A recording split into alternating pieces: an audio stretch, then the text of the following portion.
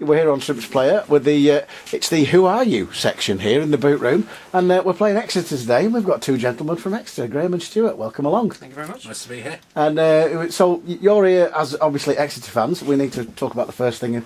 Sorry about the playoff final, but we're playing you. We're playing in League Two now, so it all worked out in the end. We're not sorry. What? No, we're not. Oh, we're not sorry. Oh, sorry, we're not sorry.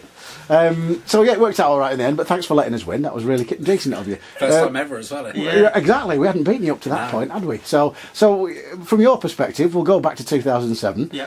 Were you driving away from there thinking we'll do it all next year, or were you gutted, or what?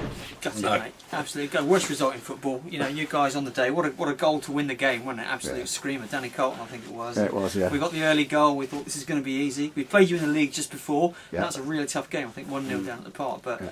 Worst result I've ever experienced. I couldn't go on any of the fans' websites for a couple of weeks. It's just right to the pit of my stomach. Yeah. Hurts big time.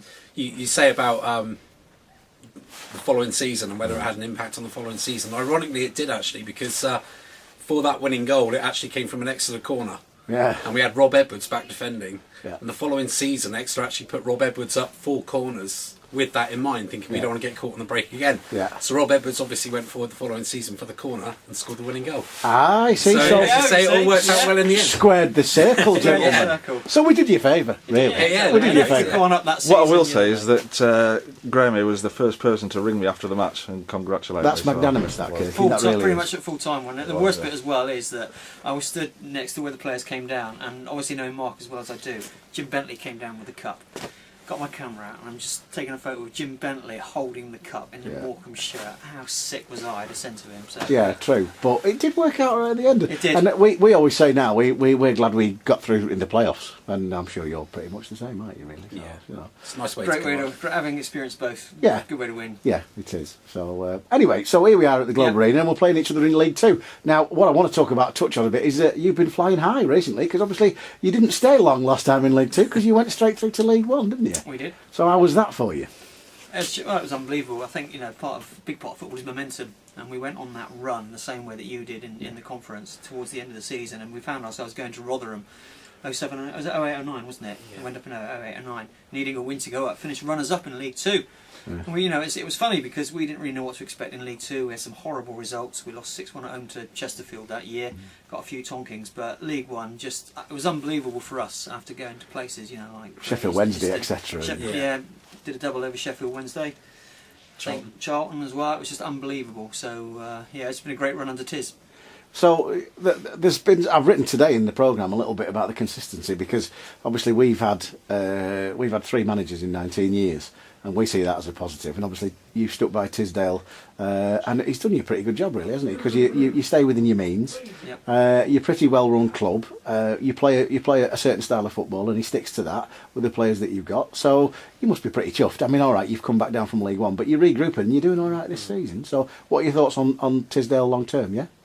He's very much the man as far as I'm concerned. As you say, that kind of longevity that you get with a manager, it does breed success. And this season is the start of a new cycle for Exeter. We've lost a lot of key players, like Ryan Harley's gone, Matt Taylor over the years, and a couple of others as well. So it is the sort of the basis of a new team which Tiz is building. So it's funny because at the start of the season, I don't think there was too much expectation on the team, and a mid-table finish probably would have suited many fans. But of course, when you start the season well and you're up there in the higher echelons of the league, then obviously those expectations change a little bit. So now the fans are a bit more demanding and wanting success. And of course, when you have disappointing home results like we've just had, then that you get that negativity that kind of envelopes the ground a little bit. Yeah, it's funny, isn't it? Because expectation soon rises, doesn't it? Particularly like yourselves, when you've been in League One for so long. But I mean, from your point of view, Kirky, Tisdale still the man? Absolutely still the man. You said at the start of the question, we stuck by him, and I think he stuck by us as well. Yeah. I mean, rumours of him turning down bigger jobs, Southampton originally, Swansea before Martinez. So I think Tiz is here for the long haul as well, and he is a builder. Fans, you've had League One is just a great standard of football. Imagine going to see the Shrimp Boys playing at those kind of grounds. It's unbelievable, and winning at Charlton, winning at Sheffield Wednesday. And people have short memories, don't they? Yeah, you've got some good memories there, haven't you? Yeah, absolutely. But also, you remember it's hard to win a game of football. I remember drawing at home 3-3 with Forest Green, and going losing at home to teams in the conference, thinking we're a million miles away. But it just changes so quickly. And League Two is a classic example of that this year.